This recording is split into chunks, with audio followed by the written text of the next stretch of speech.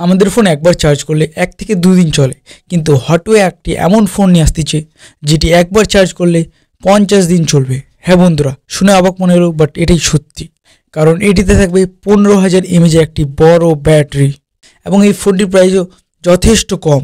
হটওয়ে এটি মেনলি কিছু পার্সেন্ট যারা মেনলি ট্র্যাভেল করে, পাহাড় পর্বত অঞ্চলে ঘুরতে যায়, তাদের জন্য এটি বানিয়েছে।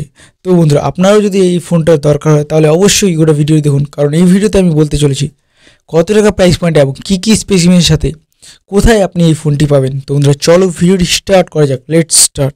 তো বন্ধুগণ, এই ফোনটির নাম হলো হটওয়ে W10 Pro।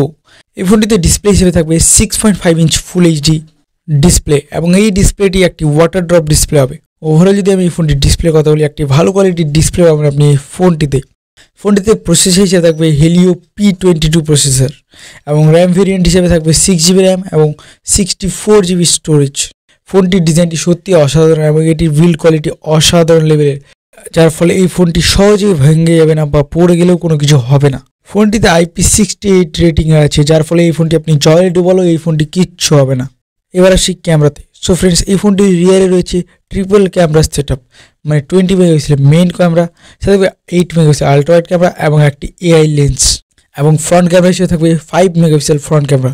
ওভারঅল এই ক্যামেরা দিয়ে আপনি একটি ভালো কোয়ালিটির ফটো তুলতে পারবেন। ওভারঅল এই সব স্পেসিফিকেশন থাকবে এই ফোনটিতে এবং এই ফোনটি একবার চার্জ করলে 50 দিন চলবে, যেটি সত্যি একটি আশ্চর্য বিষয় এবং অবাক করা বিষয়।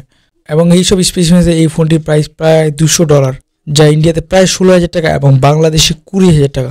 মানে আপনি এই ফোনটি যদি ইন্ডিয়াতে নিতে চান তাহলে এই ফোনটির প্রাইস আপনাকে 16,000 টাকা পড়বে। যেহেতু এই ফোনটি ইন্ডিয়াতে লঞ্চ হয়নি, তাই আপনি যদি এই ফোনটি নিতে চান তাহলে আপনাকে এটি বাইরে থেকে অর্ডার করে নিয়ে আসতে হবে।